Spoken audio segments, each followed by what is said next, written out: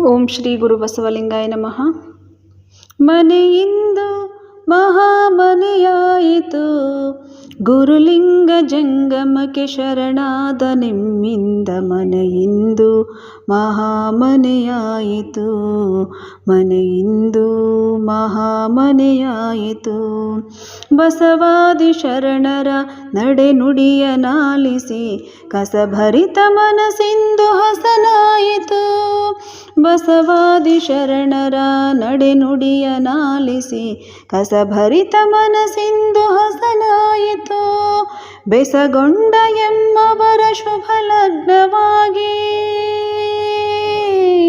ಬೆಸಗೊಂಡ ಎಮ್ಮವರ ಶುಭ ಲಗ್ನವಾಗಿ ಮನೆ ತುಂಬ ಮಂಗಳದ ಮಳೆಯಾಯಿತು, ಮನೆ ತುಂಬ ಮಂಗಳದ ಮಳೆಯಾಯಿತು. ಮನೆಯಿಂದು ಮಹಾಮನೆಯಾಯಿತು. ಓಂ ಶ್ರೀ ಗುರು ಬಸವಲಿಂಗಾಯ ನಮಃ. ಸರ್ವರಿಗೂ ಶರಣ ಶರಣ. ಅಳುವ ಕಡಲೊಳು ತೇಲಿ ಬರುತ್ತಲಿದೆ ನಗೆಯ ಹಾಯ್ದೋಣಿ, ಬಾಳ ಗಂಗೆಯ ಮಹಾಪೂರದೊಳು ಸಾವಿನೊಂದು ವೇಣಿ. ಅಳುವ ಕಡಲೊಳು ತೇಲಿ ಬರುತ್ತಲಿದೆ ನಗೆಯ ಹಾಯ್ದೋಣಿ, ಬಾಳ ಗಂಗೆಯ ಮಹಾಪೂರದೊಳು ಸಾವಿನೊಂದು ವೇಣಿ. ನೆರೆತಿದೆ ಬೆರೆತಿದೆ ಕುಣಿವ ಮೊರೆವ ತೆರೆ ತೆರೆಗಳೋಳಿಯಲ್ಲಿ, ನೆರೆತಿದೆ ಬೆರೆತಿದೆ ಕುಣಿವ ಮೊರೆವ ತೆರೆ ತೆರೆಗಳೋಳಿಯಲ್ಲಿ. ಜನನ ಮರಣಗಳ ಉಬ್ಬು ತಗ್ಗು ಹೊರಳುರುಳುವಾಟವಲ್ಲಿ, ಅಳುವ ಕಡಲೊಳು ತೇಲಿ ಬರುತ್ತಲಿದೆ ನಗೆಯ ಹಾಯ್ದೋಣಿ, ನಗೆಯ ಹಾಯ್ದೋಣಿ. ಆಸೆ ಬೂದಿ ತಳದಲ್ಲೂ ಕೆರಳುತ್ತಿವೆ ಕಿಡಿಗಳೆನಿತೊ ಮರಳಿ, ಮುರಿದು ಬಿದ್ದ ಮರದ ಕೊರಡೊಳು ಹೂ ಅರಳಿ. ಆಸೆ ಬೂದಿ ತಳದಲ್ಲೂ ಕೆರಳುತ್ತಿವೆ ಕಿಡಿಗಳೆನಿತೊ ಮರಳಿ, ಮುರಿದು ಬಿದ್ದ ಮರದ ಕೊರಡೊಳು ಹೂ ಅರಳಿ. ಕೂಡಲಾರದೆದೆಯಾಳದಲ್ಲೂ ಕಂಡೀತು ಏಕಸೂತ್ರ, ಕೂಡಲಾರದೆದೆಯಾಳದಲ್ಲೂ ಕಂಡೀತು ಏಕಸೂತ್ರ. ಕಂಡು ದುಂಟು ಬೆಸೆದೆದೆಗಳಲ್ಲೂ ಭಿನ್ನತೆಯ ವಿಕಟಹಾಸ, ಭಿನ್ನತೆ ವಿಕಟಹಾಸ. ಅಳುವ ಕಡಲೊಳು ತೇಲಿ ಬರುತ್ತಲಿದೆ ನಗೆಯ ಹಾಯ್ದೋಣಿ, ನಗೆಯ ಹಾಯ್ದೋಣಿ. ಆಸೆ ಬೂದಿ ತಳದಲ್ಲೂ ಕೆರಳುತ್ತಿವೆ ಕಿಡಿಗಳೆನಿತೊ ಮರಳಿ, ಮುರಿದು ಬಿದ್ದ ಮರದ ಕೊರಡೊಳು ಹೂ ಅರಳಿ. ಆಸೆ ಬೂದಿ ತಳದಲ್ಲೂ ಕೆರಳುತ್ತಿವೆ ಕಿಡಿಗಳೆನಿತೊ ಮರಳಿ, ಮುರಿದು ಬಿದ್ದ ಮರದ ಕೊರಡೊಳು ಹೂ ಅರಳಿ. ಕೂಡಲಾರದೆದೆಯಾಳದಲ್ಲೂ ಕಂಡೀತು ಏಕಸೂತ್ರ, ಕೂಡಲಾರದೆದೆಯಾಳದಲ್ಲೂ ಕಂಡೀತು ಏಕಸೂತ್ರ. ಕಂಡು ದುಂಟು ಬೆಸೆದೆದೆಗಳಲ್ಲೂ ಭಿನ್ನತೆಯ ವಿಕಟಹಾಸ, ಭಿನ್ನತೆ ವಿಕಟಹಾಸ. ಅಳುವ ಕಡಲೊಳು ತೇಲಿ ಬರುತ್ತಲಿದೆ ನಗೆಯ ಹಾಯ್ದೋಣಿ, ನಗೆಯ ಹಾಯ್ದೋಣಿ. ಆಸೆ ಎಂಬ ತಳ ಒಡೆದ ದೋಣಿಯಲ್ಲಿ ದೂರ ತೀರಯಾನ, ಯಾರ ಲೀಲೆಗೋ ಯಾರೋ ಏನೋ ಗುರಿ ಇರದೆ ಬಿಟ್ಟ ಬಾಣ. ಆಸೆ ಎಂಬ ತಳ ಒಡೆದ ದೋಣಿಯಲ್ಲಿ ದೂರ ತೀರಯಾನ, ಯಾರ ಲೀಲೆಗೋ ಯಾರೋ ಏನೋ ಗುರಿ ಇರದೆ ಬಿಟ್ಟ ಬಾಣ. ಇದು ಬಾಳು ನೋಡು ಇದ ತಿಳಿದೆನೆಂದರು ತಿಳಿದ ಧೀರನಿಲ್ಲ. ಇದು ಬಾಳು ನೋಡು ಇದ ತಿಳಿದೆನೆಂದರು ತಿಳಿದ ಧೀರನಿಲ್ಲ. ಹಲವು ತನದ ಮೈ ಮರೆಸುವಾಟವಿದು ನಿಜವು ತೋರದಲ್ಲ. ಬೆಂಗಾಡು ನೋಡು ಇದು ಕಾಂಬ ಬಯಲು ದೊರಕಿಲ್ಲ ಆದಿ ಅಂತ್ಯ. ಬೆಂಗಾಡು ನೋಡು ಇದು ಕಾಂಬ ಬಯಲು ದೊರಕಿಲ್ಲ ಆದಿ ಅಂತ್ಯ. ಅದ ಕುಡಿದೆನೆಂದ ಹಲರುಂಟು ತಣಿದೆನೆಂದವ ಕಾಣೆನಯ್ಯ.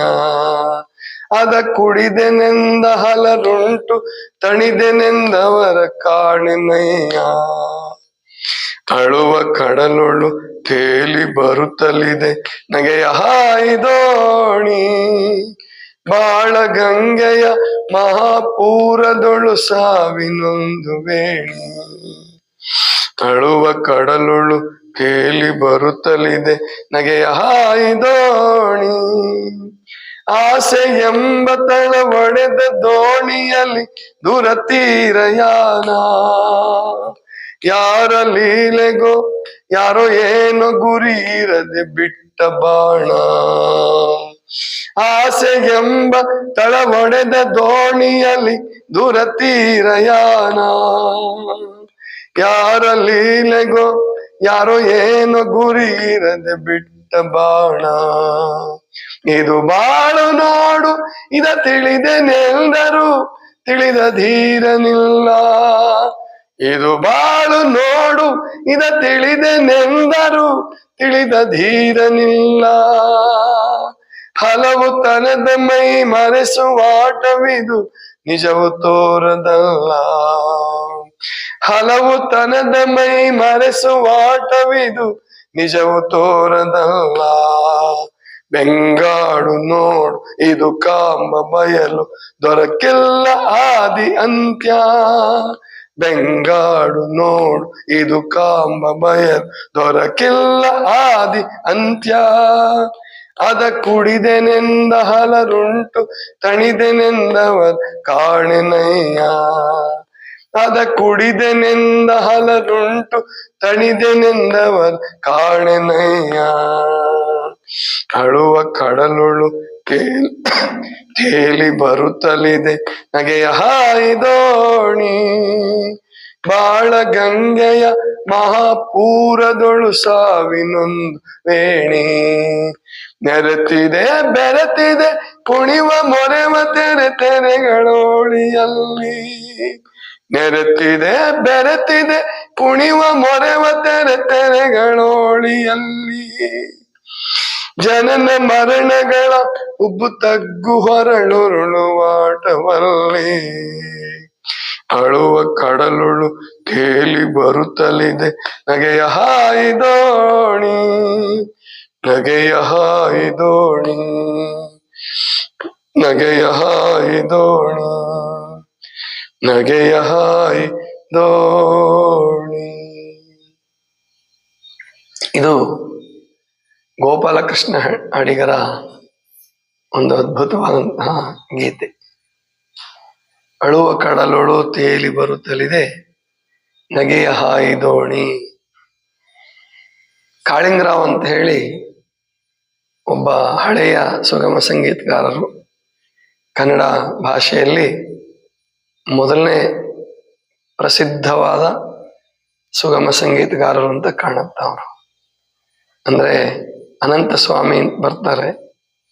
ಎದೆ ತುಂಬಿ ಹಾಡಿದೆನು ಅಂದು ನಾನು ಅಂತ ಹಾಡಿದಾರಲ್ಲ, ಅದು ಅದಕ್ಕಿಂತ ಮುಂಚೆ ಅಂದ್ರೆ ಸುಮಾರು 50-60 ವರ್ಷಗಳ ಹಿಂದೆ ಅಥವಾ 70 ವರ್ಷಗಳು ಆಗಿರಬಹುದೇನೋ. ಆವಾಗಲೇ ಅತ್ಯಂತ ಅದ್ಭುತವಾಗಿ ಸಂಗೀತ ಸಂಯೋಜನೆ ಮಾಡೋದು ಭಾವಗೀತೆಗಳಿಗೆ, ಜೊತೆಗೆ ಹಾಡೋದು. ಅವ್ರಿಗದು ಆಶು ಕವಿತ್ವ ಇದ್ದಂಗೆ. ಸಂಗೀತ ಸಂಯೋಜನೆ ಅಂದ್ರೆ ಕೂತಲ್ಲಿ ನಿಂತಲ್ಲಿ ಹಾಕ್ಬಿಡ್ತಿದ್ರು ಮತ್ತು ಅದ್ಭುತವಾಗಿ ಸಂಗೀತ ಸಂಯೋಜನೆ ಮಾಡ್ತಾ ಇದ್ರು. ಅಳುವ ಕಡಲೊಳು ತೇಲಿ ಬರುತ್ತಲಿದೆ ನಗೆಯ ಹಾಯ್ದೋಣಿ ಅವರೇ ಹಾಡಿದ್ದಾರೆ, ಅವರೇ ಸಂಗೀತ ಸಂಯೋಜನೆ ಮಾಡಿದ್ದಾರೆ. ಅಂದ್ರೆ ದುಃಖ ಸಾಗರ, ಅಳುವ ಕಡಲು ಅಂದ್ರೆ ದುಃಖ ಸಾಗರ. ಅಲ್ಲಿ ನಗೆಯ ಹಾಯಿ ದೋಣಿ ಬರ್ತಾ ಇದೆ, ತೇಲಿ ಬರ್ತಾ ಇದೆ. ಇದ್ರ ಅರ್ಥ ಏನಪ್ಪಾ ಅಂದ್ರೆ, ಸುಖದಲ್ಲಿ ದುಃಖ, ದುಃಖದಲ್ಲಿ ಸುಖ, ಈ ಎರಡೂ ಒಂದನ್ ಬಿಟ್ಟು ಒಂದಿಲ್ಲ ಅಂತ. ಒಂದು ಜೀವನದ ಎರಡು ದಂಡೆಗಳು ಇವೆರಡು ಕೂಡ, ಸುಖ ದುಃಖಗಳು ಯಾವತ್ತೂ ಒಂದನ್ ಬಿಟ್ಟು ಒಂದಿರೋದಿಲ್ಲ. ಸಾಪೇಕ್ಷ ಅಂತ ಕರೀತಾರೆ ಇದಕ್ಕೆ. ರಿಲೇಟಿವ್ ಥಿಯರಿ ಆಫ್ ರಿಲೇಟಿವಿಟಿ ಅಂತ ಬರುತ್ತಲ್ಲ, ಹಾಗೆ ಹಗಲು ರಾತ್ರಿ, ನೋವು ನಲಿವು, ಮಾನ ಅಪಮಾನ, ಹಾಗೆ ಸುಖ ದುಃಖ, ಈ ಎರಡು ಈ ದೋಣಿಗಳಿವು. ಅಂದ್ರೆ ಎರಡು ವೇಣಿಗಳು. ವೇಣಿ ಅಂದ್ರೆ ತುದಿ. ನಗೆಯ ಅಳುವ ಕಡಲೋಳು ತೇಲಿ ಬರುತ್ತಲಿದೆ ನಗೆಯ ಹಾಯಿ ದೋಣಿ, ಬಾಳ ಗಂಗೆಯ ಮಹಾಪೂರದೊಳು ಸಾವಿನೊಂದು ವೇಣಿ. ಬಾಳಗಂಗೆ ಅಂದ್ರೆ ಜೀವನ ನದಿ.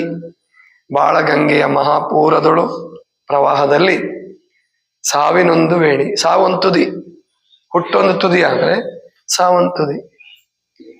ನೆರೆತಿದೆ ಬೆರೆತಿದೆ ಕುಣಿವ ಮೊರೆವ ತೆರೆಗಳೋಳಿಯಲ್ಲಿ, ಜನನ ಮರಣಗಳ ಉಬ್ಬು ತಗ್ಗು ಹೊರಳುಳು ಆಟದಲ್ಲಿ. ಅಂದ್ರೆ ಈ ನದಿ ಸಾಕ್ತಾ ಇರ್ಬೇಕಾದ್ರೆ ಸುಖ ದುಃಖಗಳ ತೆರೆ ಬರ್ತದೆ, ಜನನ ಮರಣಗಳ ತೆರೆ ಬರ್ತದೆ. ಹೊರಳ್ತಾ ಉರುಳ್ತಾ ಈ ನದಿ ಸಾಕ್ತಾ ಇದೆ. ಈ ಬಾಳು ಅನ್ನುವಂತ ಗಂಗೆಯ ಮಹಾಪೂರ ನಡೀತಾ ಇದೆ. ಹಾಗೆಯೇ ಸಾಗಿ ಸಾಗಿ ಸಾಗಿ ಹೋಗ್ತಾ ಇದೆ ಎನ್ನುವಂತ ಒಂದು ಅರ್ಥವನ್ನ ಇದರಲ್ಲಿ ಹುದುಕಿಸಿದ್ದಾರೆ. ಆಮೇಲೆ ಮೊದಲನೇ ನೋಡಿ, ಆಸೆ ಬೂದಿ ತಳದಲ್ಲೂ ಕೆರಳುತ್ತಿವೆ ಕಿಡಿಗಳೆನಿತು ಮರಳಿ. ಆಸೆ ಬೂದಿ ತಳದಲ್ಲಿ ಕೆರಳುತ್ತಿವೆ ಕಿಡಿಗಳೆನಿತು ಮರಳಿ. ಅಂದ್ರೆ ಜೀವನದಲ್ಲಿ ಇನ್ನೇನು ಎಲ್ಲ ಆಸೆಗಳು ಸುಟ್ಟು ಹೋಗ್ಬಿಟ್ಟು, ಆಸೆಗಳು ಬೂದಿಯಾಗಿ ಹೋಗ್ಬಿಟ್ಟು, ನಿರಾಶೆ ಕೌದ್ಬಿಡ್ತು ಅಂತ ಅನ್ನುವಾಗಲೂ ಕೂಡ, ಆ ಆಸೆಯ ಬೂದಿಯ ತಳದಲ್ಲೂ ಕೂಡ ಎಷ್ಟೋ ಕಿಡಿಗಳು ಕೆರಳ್ತಾ ಇವೆ. ಹಿಂದಿನ ಕಾಲದಲ್ಲಿ ಬೆಂಕಿಪಟ್ಟಣ ಅವೆಲ್ಲ ಇರ್ಲಿಲ್ಲಲ್ಲ, ಕೆಂಡ ಇಡ್ತಿದ್ರು. ಗೊತ್ತಿರ್ಬೇಕು, ನೀವು ಚಿಕ್ಕವರಿದ್ದಾಗ ಗಮನಿಸಿರ್ಬೇಕು. ಒಲೆ ಒಳಗಡೆ ಕೆಂಡ ಒಳಗಡೆ ಇರ್ತಿತ್ತು, ಆರ್ತಿರ್ಲಿಲ್ಲ, ಅದು ಉರ್ಕೊಂಡು ಬರ್ತಿರ್ಲಿಲ್ಲ ಮುಂದಕ್ಕೆ. ಆ ಬೂದಿನ ಮುಚ್ಚಿಬಿಡುತ್ತಿದೆ. ಬೂದಿ ಮುಚ್ಚಿದ ಕೆಂಡ ಅಂತ ಹೇಳ್ತಾರಲ್ಲ, ಕೇಳಿರ್ತೀರ? ಬೂದಿ ಮುಚ್ಚಿದ ಕೆಂಡ ಅಂದ್ರೆ ಅದು ಉರ್ಕೊಂಡು ಮುಂದಕ್ಕೆ ಬರಲ್ಲ, ಅದು ಆರೋದು ಇಲ್ಲ. ಆ ಮರುದಿವ್ಸ ಹಚ್ಬೇಕಾದ್ರೆ ಏನ್ ಮಾಡ್ತಾರಂದ್ರೆ, ಆ ಬೂದಿನೆಲ್ಲ ತೆಗೆದ್ಬಿಟ್ಟು ಅದಕ್ಕೊಂದೇನೋ ತೆಳ್ಳಂದು ಕಾಗದನೋ ಅಥವಾ ಪುರುಳೆ ಅಂತ ಇರ್ತಾವಲ್ಲ, ಆ ಥರದ್ದು ಏನಾದರೂ ಅದು ಹಚ್ಕೊಂಡ್ಬಿಟ್ಟು ಅದನ್ನ ಉರಿನ ಪಟು ಮಾಡೋದು ಅಂತೇಳಿ ಪುಟ ಮಾಡ್ತಿದ್ರು, ಹೆಚ್ಚು ಮಾಡ್ತಾ ಇದ್ರು. ಹಂಗೆ ಆಸೆ ಬೂದಿ ತಳದಲ್ಲಿ, ಅಂದ್ರೆ ಆಸೆ ಸುಟ್ಟೋಗಿದಾವೆ, ಏನೂ ಇಲ್ಲ ಜೀವನದಲ್ಲಿ, ನಿರಾಶನೆ ಕೌದಿದೆ ಎನ್ನುವಾಗ್ಲೂ ಅಲ್ಲಿ ಕೆಳಗಡೆ ಕೆರಳ್ತಾ ಇರ್ತವೆ ಕಿಡಿಗಳೇನಿತ್ತು ಮರಳಿ. ಮುರಿದು ಬಿದ್ದ ಮರದು ಕರುಡಳು ಹೂ ಅರಳಿ. ಅಂದ್ರೆ ಜಡ ಆಗಿ ಇನ್ನೇನು ಜೀವನ ಇಲ್ಲವೇ ಮುಗಿದೋಯ್ತು ಅನ್ನುವಾಗ್ಲೂ ಕೂಡ ಒಂದು ಹೊಸ ಹೂ ಅರಳಬಹುದು. ಮುರಿದು ಬಿದ್ದ ಮರದ ಕೊರಡೋಳು ಹೂ ಅರಳಿ. ಅಂದ್ರೆ ವಿರುದ್ಧವಾದ ಮಾತುಗಳನ್ನು ಹೇಳ್ತಾರೆ ಈ ಹಾಡಿನ. ತುಂಬಾ ಅದೇ ಇರುತ್ತೆ. ಕೂಡಲಾರದೆದೆಯಾಳದಲ್ಲೂ ಕಂಡೀತು ಏಕಸೂತ್ರ. ಅಂದ್ರೆ ವೈರಿಗಳಲ್ಲೂ ಕೂಡ ಕೂಡಲಾರದೆದೆಯಾಳದಲ್ಲೂ ಇಬ್ರು ಮಾತಾಡೋದಿಲ್ಲ, ಆದ್ರೂ ಅವರಿಬ್ಬರು ಎದೆಯಾಳದಲ್ಲಿ ಒಬ್ರಿಗೊಬ್ಬರು ಗುಣಗಳನ್ನು ಮೆಚ್ಕೊಳ್ಬಹುದು. ಆಮೇಲಿಂದ ಏನೋ ಅವನು ಇಷ್ಟಪಟ್ಟದ ಇವನು ಇಷ್ಟಪಡ್ಬೋದು. ಕೂಡಲಾರದೆದೆಯಾಳದಲ್ಲೂ ಕಂಡೀತು ಏಕಸೂತ್ರ. ಯಾವುದೋ ಒಂದು ಏಕಸೂತ್ರ ಇರ್ತದೆ. ಅವರ ಬದ್ಧ ವೈರಿಗಳು ಅನ್ನಿಸ್ಕೊಂಡ್ರು ಕೂಡ ಅಲ್ಲೊಂದು ಏಕಸೂತ್ರ ಇದೆ. ಕೂಡಲಾರದೆದೆ ಅಂದ್ರೆ ಎಂದೂ ಸೇರಲಾರದಂತ, ಒಟ್ಟಿಗೆ ಇರಲಾರದಂತ ಎದೆಗಳಲ್ಲಿಯೂ ಕೂಡ ಒಂದು ಏಕಸೂತ್ರ ಇರ್ತದೆ. ಕಂಡುದುಂಟು ಬೆಸೆದೆದೆಗಳಲ್ಲೂ ಭಿನ್ನತೆಯ ವಿಕಟಾಸ. ಅಂದ್ರೆ ಕಂಡುದುಂಟು ಬೆಸೆದೆದೆಗಳು, ಕೂಡಿದಂತ ಎದೆಗಳು, ಗಂಡ ಹೆಂಡತಿ ಇರ್ಬೋದು, ಸ್ನೇಹಿತರಿರ್ಬೋದು, ಆತ್ಮೀಯ ಸ್ನೇಹಿತರಿರ್ಬೋದು, ಆಮೇಲೆ ತಂದೆ ಮಕ್ಳಿರ್ಬೋದು, ತಾಯಿ ಮಕ್ಳಿರ್ಬೋದು, ಇವ್ರು ಒಟ್ಟಿಗೆ ಇರ್ತಾರೆ. ಬೆಸೆದ ಎದೆಗಳು ಇವು. ಬೆಸೆದ ಅಂದ್ರೆ ಕೂಡಿಸಿದ ಎದೆಗಳಲ್ಲೂ ಆ ವಿರುದ್ಧವಾದಂತ ಭಾವನೆಗಳು. ಕಂಡುದುಂಟು ಬೆಸೆದೆದೆಗಳಲ್ಲೂ ಭಿನ್ನತೆಯ ವಿಕಟಹಾಸ, ವಿಕಟ ನಗೆ. ಅವರಲ್ಲಿ ಭಿನ್ನತೆ ಕಾಣ್ತಾ ಇದೆ. ಜೀವನ ಮಾಡ್ತಿದ್ದಾರೆ, ಒಟ್ಟಿಗೆನೆ ಒಂದೇ ಮನೇಲಿದ್ದಾರೆ, ಒಂದೇ ಕಡೆ ಇದ್ದಾರೆ, ಆದ್ರೆ ಅವರಲ್ಲಿ ಭಿನ್ನತೆಯ ವಿಕಟಹಾಸ ನರ್ತನ ಮಾಡ್ತಾ ಇದೆ ಅನ್ನುವ ಮಾತನ್ನ ಹೇಳ್ತಾರೆ. ಆಸೆ ಎಂಬ ತಳ ಒಡೆದ ದೋಣಿಯಲ್ಲಿ ದೂರ ತೀರಯಾನ, ಯಾರ ಲೀಲೆಗೂ ಯಾರೋ ಏನು ಗುರಿ ಇರದೆ ಬಿಟ್ಟ ಬಾಣ. ಈ ಜೀವನದ ಬಗ್ಗೆ ಹೇಳ್ತಾರೆ ಮುಂದೆ. ಈ ಜೀವನ ಅಂದ್ರೆ ಹೆಂಗಿದೆಯಪ್ಪ ಅಂದ್ರೆ, ಆಸೆ ಎಂಬ ತಳ ಒಡೆದ ದೋಣಿ. ತಳ ಇಲ್ಲ, ತಳ ಒಡೆದ್ಬಿಟ್ಟಿದೆ ಅಂದ್ರೆ ತುಂಬೋದಿಲ್ಲ ಇದೆ ಯಾವಾಗ್ಲೂ ಅಂತ. ಆಸೆ ನಾವು ಈಡೇರಿಸ್ತಾ ಹೋದಷ್ಟು ಕೂಡ ಅದೆಂದು ತುಂಬೋದೇ ಇಲ್ಲ. ಆಸೆ ಎಂಬ ತಳ ಒಡೆದ ದೋಣಿಯಲ್ಲಿ ದೂರ ತೀರಯಾನ, ಯಾರ ಲೀಲೆಗೋ ಯಾರೋ ಏನೋ ಗುರಿ ಇರದೆ ಬಿಟ್ಟ ಬಾಣ. ಈ ಜೀವನ ಅಂದ್ರೆ ಯಾರ ಪರಮಾತ್ಮನೋ ಯಾರೋ ಗೊತ್ತಿಲ್ಲ, ಒಂದು ಬಾಣ ಬಿಟ್ಬಿಟ್ಟಿದಾನೆ, ಗುರಿ ಇಲ್ಲ ಅದಕ್ಕೆ, ಸುಮ್ಮನೆ ಸಾಗಿ ಹೋಗ್ತಾ ಇದೆ, ಗುರಿ ಇರದೆ ಬಿಟ್ಟ ಬಾಣ. ಆಸೆ ಎಂಬ ತಳ ಒಡೆದ ದೋಣಿಯಲ್ಲಿ ದೂರ ತೀರಯಾನ, ಯಾರ ಲೀಲೆಗೋ ಯಾರೋ ಏನು ಗುರಿ ಇರದೆ ಬಿಟ್ಟ ಬಾಣ. ಇದು ಬಾಳು ನೋಡು ಇದ ತಿಳಿದೆನೆಂದರು ತಿಳಿದ ಧೀರನಿಲ್ಲ. ಇದೇಪ್ಪ ಬಾಳು ಅಂತ ಬಾಳಿಗೆ ವ್ಯಾಖ್ಯಾನ ಅವ್ರದ್ದು. ಅಂದ್ರೆ ಈ ಬಾಳನ್ನ ಒಬ್ಬೊಬ್ರು ಒಂದೊಂದು ರೀತಿ ವ್ಯಾಖ್ಯಾನ ಮಾಡ್ತಾರೆ, ಎಲ್ಲರೂ ಒಂದೇ ರೀತಿ ವ್ಯಾಖ್ಯಾನ ಮಾಡ್ಬೇಕು ಅಂತ ಏನಿಲ್ಲ. ಅಡಿಗರು ಇದರಲ್ಲಿ ಈ ಬಾಳು ಅಂದ್ರೆ ಏನಪ್ಪಾ ಅಂತಂದ್ರೆ, ಇದು ಬಾಳು ನೋಡು ಇದ ತಿಳಿದೆನೆಂದರು ತಿಳಿದ ಧೀರನಿಲ್ಲ. ಈ ಬಾಳನ್ ತಿಳ್ಕೊಂತೀನಿ ಅಂದ್ರೆ ಗುರಿ ಇರದೆ ಬಿಟ್ಟ ಬಾಣ ಈ ಬಾಳು. ಇದ ತಿಳಿದೆನೆಂದರು ತಿಳಿದ ಧೀರನಿಲ್ಲ. ಇದು ಬಾಳು ನೋಡು ಇದ ತಿಳಿದೆನೆಂದರು ತಿಳಿದ ಧೀರನಿಲ್ಲ. ಕುಡಿದೆನೆಂದ ಹಲರುಂಟು. ಅನೇಕ ಜನ ಈ ಬಾಳನ್ನ ಕುಡಿದು ಅನುಭವಿಸಿದೀವಿ ಅಂತ ಹೇಳ್ತಾರೆ, ಆದ್ರೆ ತಣಿವು ಯಾರಿಗೂ ಇಲ್ಲ. ತಣಿವು ಅಂದ್ರೆ ತೃಪ್ತಿ. ಕುಡಿದೆನೆಂದ ಹಲರುಂಟು ತಣಿದೆನೆಂದವರ ಕಾಣೆನಯ್ಯ, ಅರೆ ಬೆಳಕಿನಲ್ಲಿ ಬಾಳಲ್ಲಿ ಸಿಕ್ಕಿ ನಾವೇಕೋ ಮರೆತು ಮೆರೆದು. ಅಂದ್ರೆ ಇಲ್ಲಿ ಜೀವನ ನಡೆಸ್ತಿರೋದು ಬಹಳ ಜನ ಪೂರ್ಣ ಬೆಳಕಿನಲ್ಲ. ಅಂದ್ರೆ ಏನಕ್ಕೆ ಬಂದ್ವಿ ನಾವು, ನಮ್ಮ ಉದ್ದೇಶ ಈಡೇರ್ತಾ ಇದೆಯಾ, ನನಗೆ ಸಂತೋಷ ಇದೆಯಾ ಅಂತ ಕೇಳಿದ್ರೆ ಬಹಳ ಜನರಿಗೆ ಇಲ್ಲಿ ಸಂತೋಷ ಸಿಕ್ಕಿಲ್ಲ, ಸಿಗುವ ಸಾಧ್ಯತೆನೂ ಇಲ್ಲ. ಏನು ಬದುಕ್ತಾ ಇದ್ದೀವಿ ಅರೆ ಬೆಳಕಿನಲ್ಲಿ, ಅರೆ ಬೆಳಕಿನಲ್ಲಿ ಬಾಳಲ್ಲಿ ಸಿಕ್ಕಿ ನಾವೇಕೋ ಮರೆತು ಮೆರೆದು, ಕೊನೆಗೆ ಕರಗುವೆವು ಮರಣ ತೀರ ಘನ ತಿಮಿರದಲ್ಲಿ ಬೆರೆದು. ಕೊನೆಗೊಂದ್ ದಿವಸ ಮರಣದ ತಿಮಿರದಲ್ಲಿ ಕರಗೋಗ್ಬಿಡ್ತೀವಿ. ಘನವಾದ ತಿಮಿರ ಅದು, ಸಾಮಾನ್ಯ ತಿಮಿರ ಅಲ್ಲ. ಮುಂದೆ ಏನು ಅಂತ ಗೊತ್ತಿಲ್ಲ ಯಾರಿಗೂ ಕೂಡ. ಬಸವಣ್ಣನವರಂತ ಮಹಾಪ್ರವಾದಿ ಮುಂದೇನು ಗೊತ್ತಿಲ್ಲ, ಬುದ್ಧನಂತಹ ಮಹಾಪ್ರವಾದಿ ಮುಂದೇನು ಗೊತ್ತಿಲ್ಲ, ಒಬ್ಬ ಸಾಮಾನ್ಯ ಆತ್ಮಹತ್ಯೆ ಮಾಡ್ಕೊಂಡವನು ಅವಂದು ಮುಂದೇನು ಗೊತ್ತಿಲ್ಲ. ಇಲ್ಲಿ ಮಹಾಪ್ರವಾದಿಗಳದ್ದು ಗೊತ್ತಿಲ್ಲ ಮುಂದೇನು ಅನ್ನೋದು. ಆತ್ಮಹತ್ಯೆ ಮಾಡ್ಕೊಂಡವನು ಕುಡಿದು ಸತ್ತ, ಅವಂದು ಗೊತ್ತಿಲ್ಲ ಮುಂದೇನು ಅಂತ. ಎಂತ ವಿಚಿತ್ರ ಇದೆ ನೋಡಿ ರಹಸ್ಯ. ಪರಮಾತ್ಮ ಅತ್ಯಂತ ರಹಸ್ಯ ಇಟ್ಬಿಟ್ಟಿದ್ದಾನೆ. ಇದು ಬಾಳು, ಇದು ಅಳುವ ಕಡಲೊಳು ತೇಲಿ ಬರುತ್ತಲಿದೆ ನಗೆಯ ಹಾಯಿದೋಣಿ. ಬಹಳ ಅದ್ಭುತವಾದಂತಹ ಪದ್ಯ ಇದು, ನನಗೆ ತುಂಬಾ ಇಷ್ಟವಾದದ್ದು. ಇವತ್ತು ಒಬ್ರು ಕೇಳಿದ್ರು, ಒಬ್ರು ತಾಯಂದ್ರು, ಹಿಂಗ ಇದನ್ನ ಹಾಡಿ ಇದನ್ನ ಬಿಡಿಸ್ರಿ ನಾನು ಕಲಿಬೇಕಾಗಿದೆ ಅಂತ ಕೇಳಿದ್ರು. ಹಂಗಾಗಿ ಅವ್ರಿಗೋಸ್ಕರನೇ ಹಾಡ್ದೆ. ಇದು ಬಂತು ಇವತ್ತು, ನೀವು ಗಮನಿಸಿದ್ರು ಇಲ್ಲೋ ಗೊತ್ತಿಲ್ಲ, ಇವತ್ತು ಮೈಕಲ್ಲಿ ಹಾಕಿದ್ದು ಇದು ಕೂಡ ಪ್ಲೇ ಆಯ್ತು ಇವತ್ತು. ಅಂದ್ರೆ ಇದನ್ನ ಹಾಡಿ ಒಂದು CD ಮಾಡಿದ್ವಿ. ಇವಾಗ CD ಯುಗ ಮುಗಿದೋಯ್ತಲ್ಲ, ಎಲ್ಲಾ ಯುಗಗಳು ಬೇಗ ಮುಗಿತಿದಾವೆ. ಆಮೇಲೆ ಮೆಮೊರಿ ಕಾರ್ಡ್ ಬಂತು, ಮೆಮೊರಿ ಕಾರ್ಡ್ ಯುಗನ ಮುಗಿದಿದೆ. ಈಗ ಯೂಟ್ಯೂಬ್ ಯುಗ ನಡೀತಾ ಇದೆ. ಇವಾಗ ಎಲ್ಲದೂ ಯೂಟ್ಯೂಬ್ ಅಲ್ಲೇ ಸರ್ಚ್ ಮಾಡೋದು ಒಟ್ಟ ಆ ತರ ನಡೀತಾ ಇದೆ. ಅದಕ್ಕೆ ಅವರು ಇದನ್ನ ಹಾಡಬೇಕು ಅಂತ ಕೇಳ್ಕೊಂಡಿದ್ದಕ್ಕೋಸ್ಕರ.